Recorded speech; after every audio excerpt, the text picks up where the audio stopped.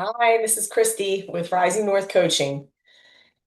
If you are a true loner, which you probably are if you clicked on this video, I do not have to tell you that relationships are harder for us to navigate than other types. Relationships seem to come so naturally to those people in the world that are just made for relationship, right? They can live with multiple people and cohabitate in their jobs fine, in their marriages, and their all their relational life.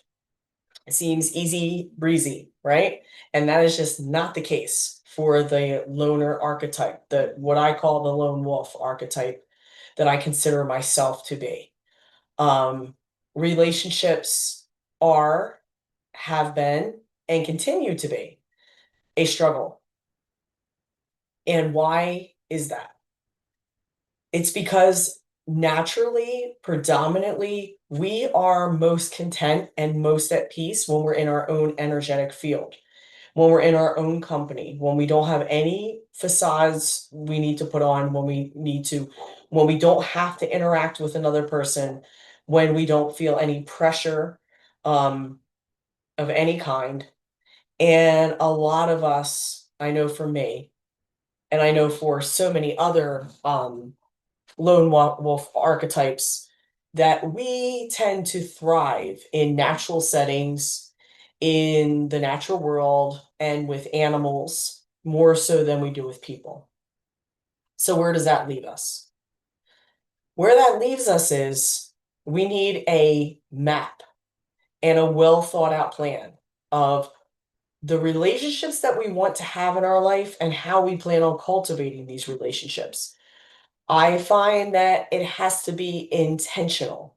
I have to go about creating um, what I want these relationships to look like, what are my boundaries going to be, and we'll get into that in a minute, right? So that's why I'm making this video. Some things that I have learned that have been an integral part of the successful relationships that I have had in my life as a loner.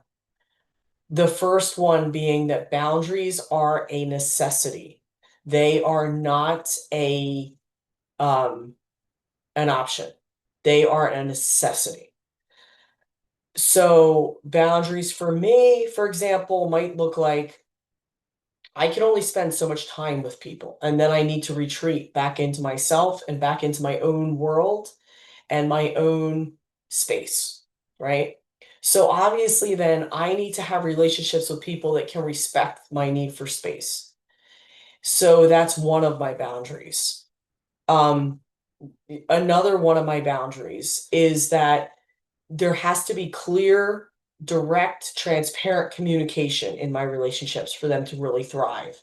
If I'm playing a guessing game with the other person and I don't know where they stand and I'm trying to, figure all this out in my mind, it's already overactive to begin with, it doesn't always end so well. And I end up wasting so much time and energy on something that could have easily been rectified with open and clear communication.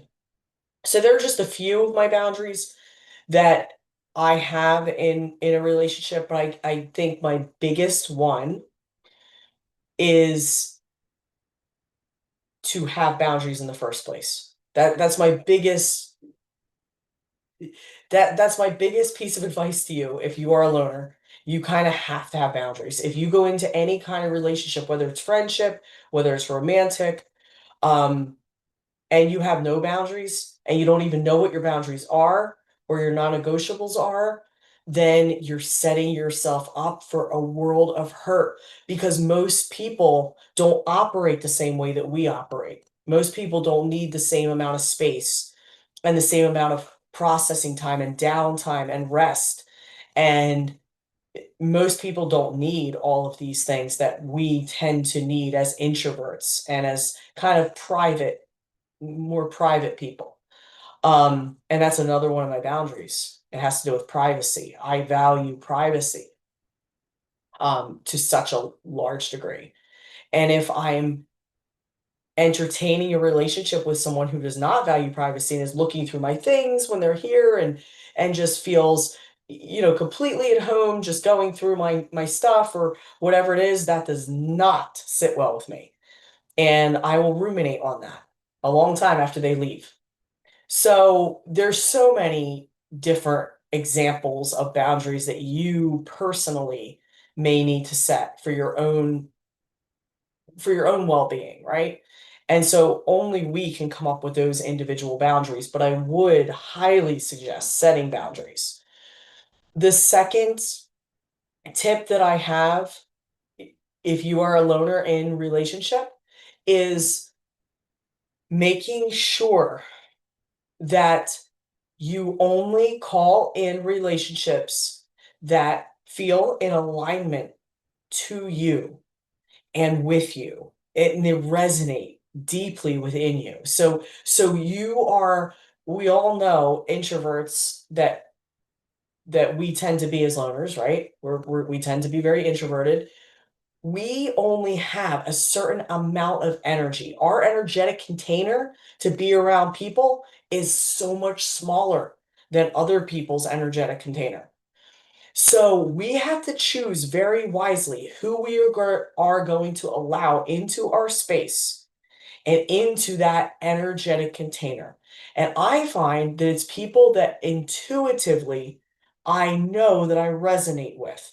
And I know that there's going to be an up leveling for both people involved. I know that these are not going to be the kind of relationships where I walk away and I'm like, oh my gosh, I can't wait till this person leaves. I can't wait to get rid of this person.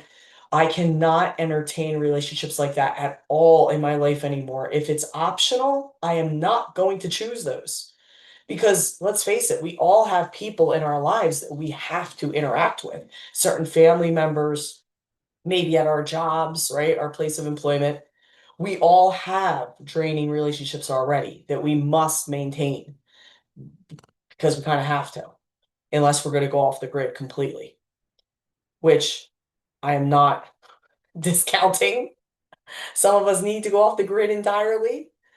Um, but anyway, but if you choose to live in our modern day society, right, you have to pick and choose when it comes to your personal relationships, which ones fill your cup as much as they can anyway.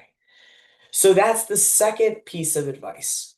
The third is I would encourage you to open your awareness to other forms of relationship beyond personal form of relationships.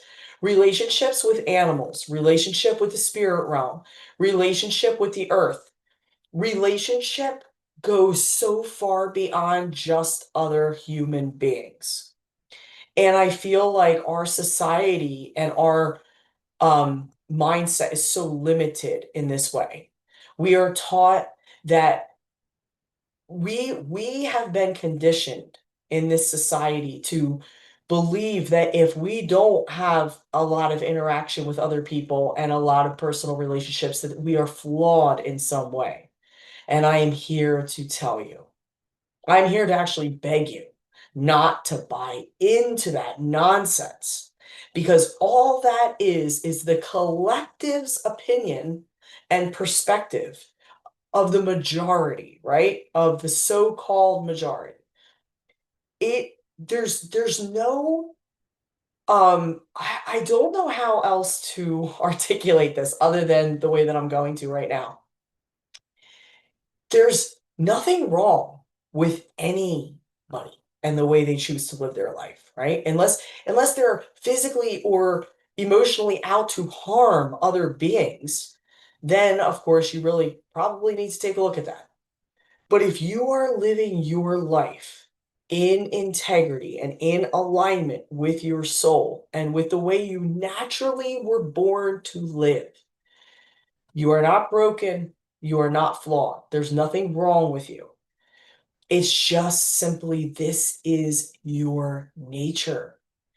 And you can embrace it. You can choose to embrace it. You can choose to recognize that this is who you are at such a primal level. And it cannot be changed, it cannot be altered. Do not listen to people who tell you, because I know people tell you this, because people have told me this my whole life.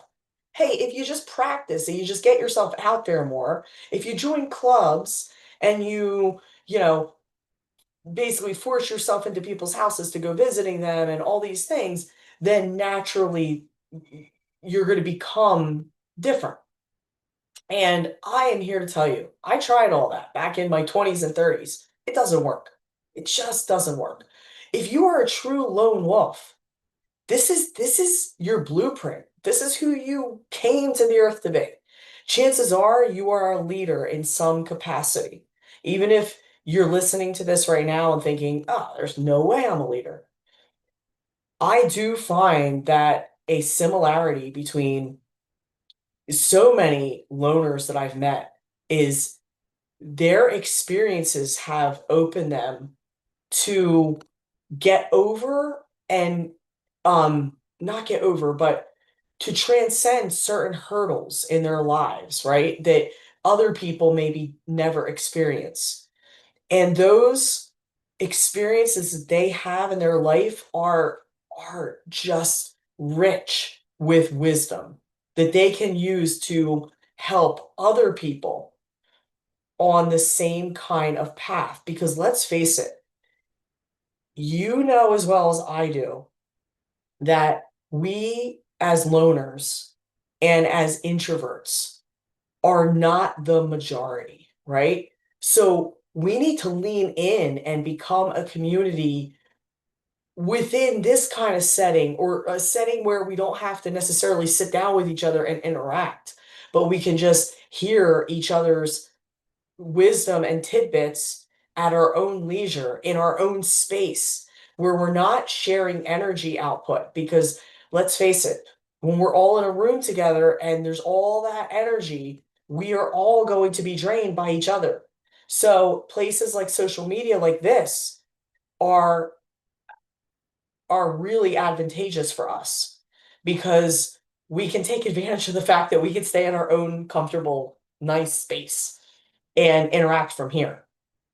So I'm hoping that some of these tidbits helped you today. If you have suggestions, please, please, please leave them in the comments. I'm always eager to learn new ways um of embracing my lifestyle as a lone wolf. So I'm not going to change who I am by any means because this is who I am and I love who I am. But if you have a way to help navigate this journey, please, I am all ears. So until next time, stay well.